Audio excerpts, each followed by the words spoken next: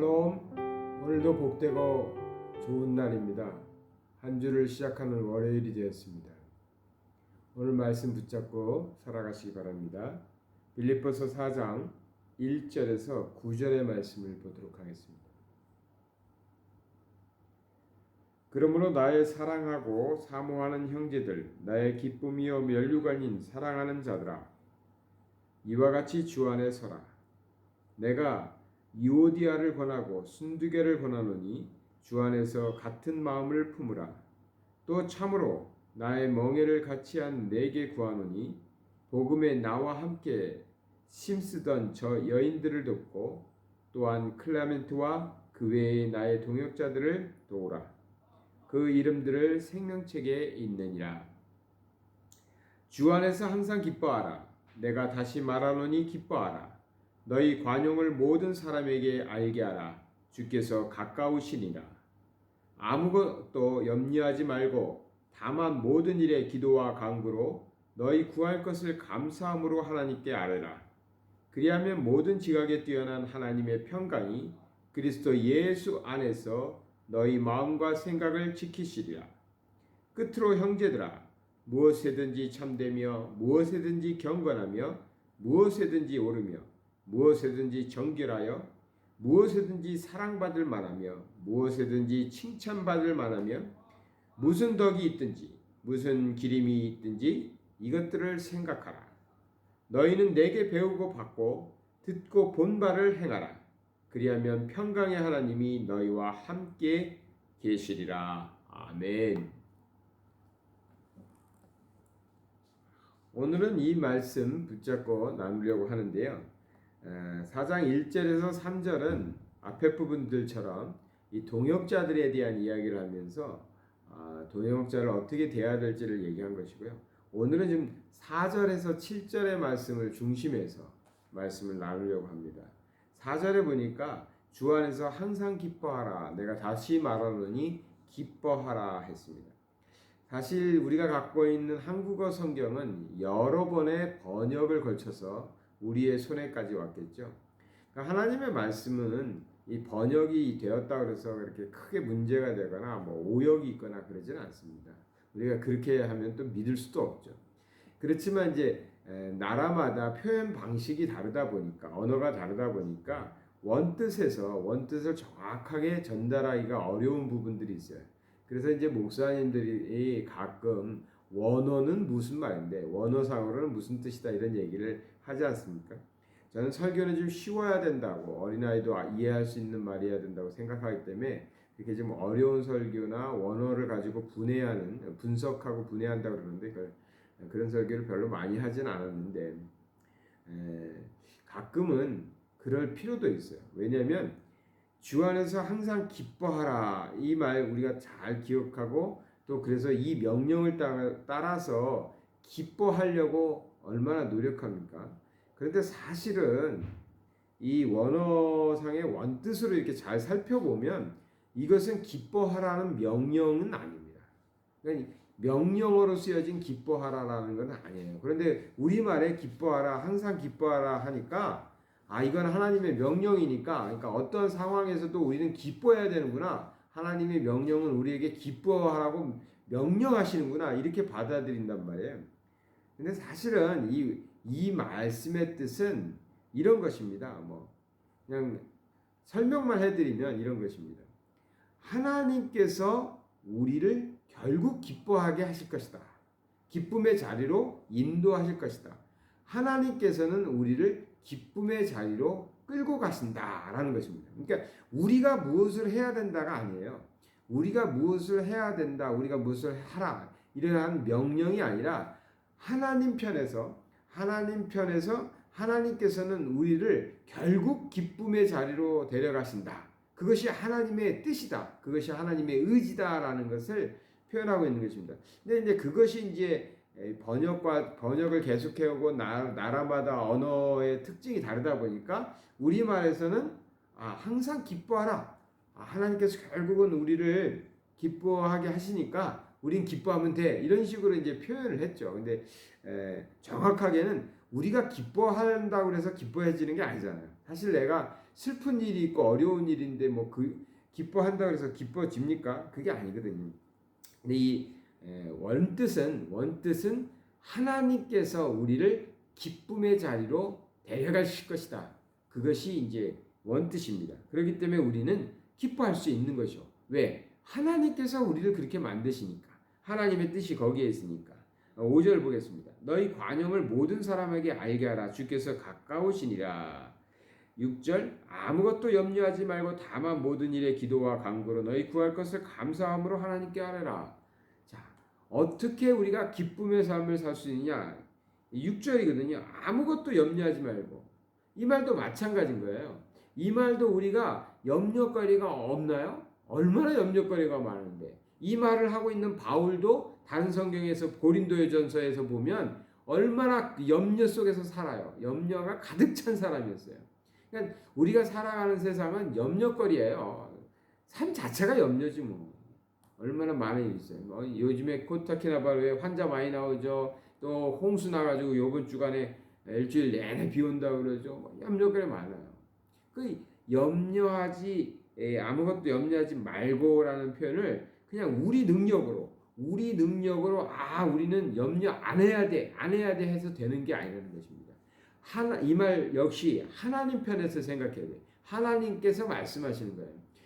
너희는 염려거리가 굉장히 많지. 세상에 살려면 염려거리도 많고 근심도 많은데 내가 너희를 결국은 염려거리를 다 해결해 줄 것이다.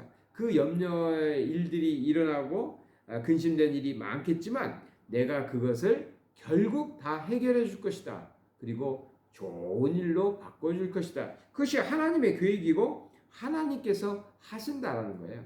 그것을 성경이 이제 우리나라 성경에서 계속 우리 편에서 쓰고 있어요. 그래서 우리가 기뻐해야 되는 것 같이 느껴지고 우리가 염려를 안 해야 되는 것 같이 보여지지만 오늘 본문의 원뜻은 하나님의 속성을 얘기하거든요.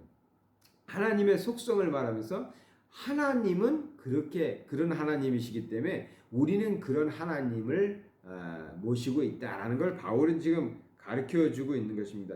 쉽게 설명하면 이런 거예요. 축구 경기가 있어요. 한일전이 이제 있습니다. 한일전에 생중계로 보고 있습니다. 얼마나 긴장하고 우리가 응원을 하면서 봐야 됩니까? 그런데 이게 생중계가 아니라 녹화 중계예요. 그래서 이미 2대 0으로 전반전에 지고 있다가 후반전에 3골을 넣어가지고 3대 2로 이겼다라는 사실을 알고서 우리가 지금 전반전을 보고 있습니다. 그러면 얘기가 달라지죠.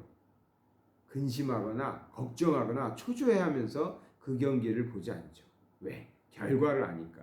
지금 바울이 말하는 것은 주 안에서 항상 기뻐하라, 아무것도 염려하지 말라. 이 말씀은 이런 거예요. 하나님은 어떤 분이시냐? 하나님은 우리를 결국은 기쁨의 자리로 데려갈 것이다.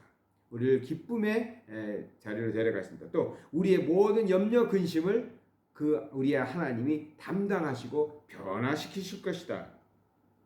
그렇기 때문에 너희는 어때야 되냐? 6절로 갑니다.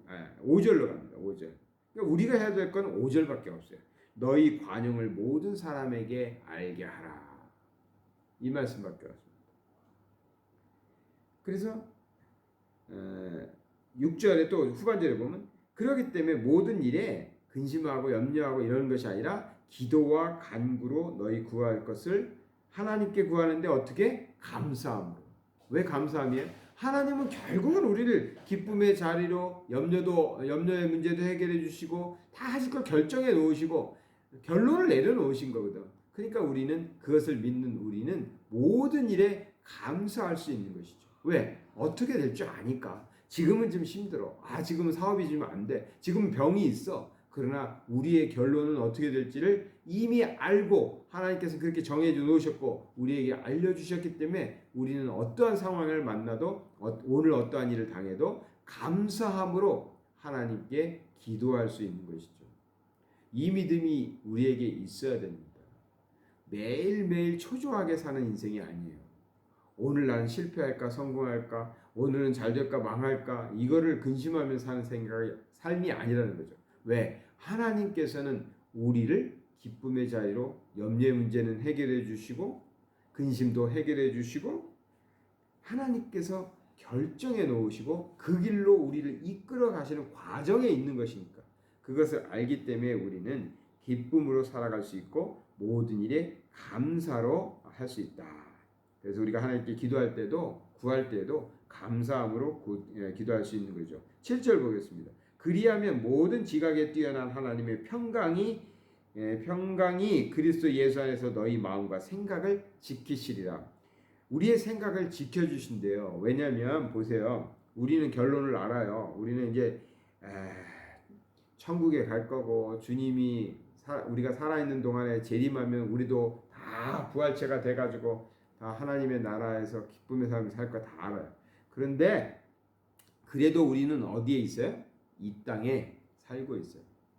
시간에 잡혀 있어요. 이 시간이 쭉 흘러가서 틀림없이 예수님께서 약속하신 하나님께서 우리에게 준비해 놓으신 그 좋은 곳으로 또 좋은 결말로 우린 갈 겁니다. 근데 우리는 지금 그 과정에 있단 말이에요. 그 과정에 있는 한 뭐예요? 염려거리도 있고 근심거리도 있고 문제도 있고 다 있다는 거예요.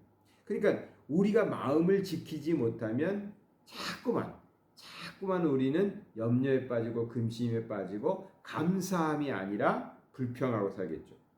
순간순간을 놓고 보면 그럴 수 있겠죠. 그래서 우리는 어떻게 되냐? 항상 깨어 있어야 되고요. 항상 우리의 마음을 지켜야 됩니다. 근데 우리가 지킬 수 없어요. 우리 자꾸만 사람이 무슨 게 안 되잖아요. 그러니까 그것마저도 하나님이 하신다는 거예요. 그것마저도 7절 후반절에 하나님의 평강이 너희 마음과 생각을 지켜주실 것이다. 그러니까 결국은 우리가 이것을 신뢰하는 것입니다. 우리가 어디를 향해서 가고 있는지, 우리의 결말이 어떻게 될 것인지를 신뢰하시면서 하루하루를 살아가시면 된다는 것이죠. 그때 우리에게 요구되는 것은 관용입니다. 왜냐하면요, 이 관용의 말씀을 자꾸 드리냐면 우리는 하나님의 자녀로서 정말 하나님께서 우리에게 복을 주시고 또 우리에게 기쁨을 주시고 감사가 넘치는 삶을 살게 하실 거라는 걸 알아요. 그러나 그 과정에는 시간이 필요하다고 그랬잖아요. 그 삶의 시간들 속에는 우리를 여전히 괴롭히고 우리에게 계속해서 근심하게 하고 분노하게 하고 또 이런 일들이 계속 일어난다는 거죠. 우리 주변의 사람들을 통해서 사건들을 통해서 가깝게는 가족도 그럴 수 있죠. 가족 때문에 얼마나 화가 나는 일이 많이 있을 수 있겠습니까? 이웃 때문에도 그럴 수도 있겠고 뭐 나라 때문에도 정치하는 분들 때문에도 그럴 수도 있고요. 때로는 뭐 같은 교인 때문에 그럴 수도 있어요. 그때 우리가 가져야 될 마음은 뭡니까? 우리는 내가 잘나서도 아니고 내가 노력해서도 아니고 하나님께서 결정해 놓으셨다. 기쁨의 자리로 우리를 기쁨의 자리로 이끄시기로 하나님께서 결정하시고 하나님이 그것을 위해서 일하실 것이라는 걸 우리는 알아요. 또 우리는 근심된 세상을 살아가지만 그 근심마저도 하나님이 담당하셔서 우리는 그 근심에서 벗어나고 우리는 기쁨의 삶을 살 것이다. 그래서 우리는 감사로 하나님께 기도만 하면 된다는 걸 알고 있어요. 그러니 얼마나 우리 마음에서 이제 뭐가 있어야 돼요? 넉넉함이 있어야 돼요. 넉넉함. 우리는 세상 사람들과 다르잖아요. 우리는 하나님으로부터 그것을 다 약속받은 사람이잖아요. 나를 좀 힘들게 하는 사람이 있어도 괜찮아요. 우리는 하나님한테 기쁨을 다 보장받고 사는데 좋은 일들을 다 보장받고 사는데 좀 섭섭하게 대하는 사람 괜찮아요. 그것이 관용입니다. 관용이라는 것이 내가 할 수 있어서가 아니라 우리에게 하나님께서 주신 것, 또 약속하신 것이 너무나 큰 것이기 때문에 세상 살아가면서 조금 힘들고 조금 속상하고 조금 손해보는 일들 그것이 그렇게 크게 보이지 않아지는 겁니다. 물질도 그래요. 물질도. 우리 하나님한테 얼마나 귀한 것을 받았습니까? 그리고 또 앞으로 필요할 때 또 받을 겁니다. 하나님께서 그거 다 약속해 놓으셨어요. 그러니 물질 또한 세상적으로 조금 손해보는 것 같아도 괜찮아요. 우리는 하나님께서 우리의 기쁨의 자리로 인도하실 것을 약속받은 사람들이니까 좀 손해보는 것 같은 인생, 좀 남들에 비해서 나만 이렇게 뭐 베풀고 살아야 돼? 나만 이렇게 괜찮습니다. 우리는 좀 넉넉한 마음, 그것이 관용의 마음이 아닐까. 좀 나를 좀 짜증나게 하는 사람들도 있죠. 주의 일을 하다 보면 그런 사람들도 있고 또 세상 살아가다 보면서도 그럴 수도 있어요. 그때 우리가 세상 사람들처럼 똑같이 대할 수 있을까요? 너가 하나 주니까 나도 하나 주겠다. 에이, 우리는 하나님한테 기쁨을 보장받고 사는 사람들이고 감사의 일들을 보장받고 사는 사람들. 장래의 모든 것들이 정말 하나님께서 다 결정해 놓으시고 우린 그 과정에 있을 뿐인데 그렇게 옹졸할 필요 없겠죠. 오늘 하루 살아가실 때 이 넉넉함 가지고 승리하시는 저와 여러분이 되었으면 좋겠습니다. 주 안에서 항상 기뻐하라. 이 말씀은요. 하나님께서 그렇게 우리를 만들어 가실 것입니다. 오늘 하루 사실 때 이런 것을 보장받고 이 큰 것을 가지고 사는 사람처럼 오늘은 좀 넉넉하게 사람들을 대하면서 살았으면 좋겠습니다. 기도하겠습니다. 사랑의 하나님 아버지 감사드립니다. 오늘도 우리가 세상에 나가서 또 삶을 시작할 때 정말 우리 하나님께서 우리에게 약속하신 것 믿고 담대하게 나가서 살게 하여 주시옵소서. 하나님의 자녀의 넉넉함 가지고 관용의 마음으로 세상을 대할 수 있도록 인도하여 주시옵소서. 우리 안에서 기쁨을 빼앗기지 않게 하시고 근심이 우리를 무너뜨리지 못하도록 우리를 지켜 주시옵소서. 예수 그리스도 이름 받들어 기도드리나이다. 아멘.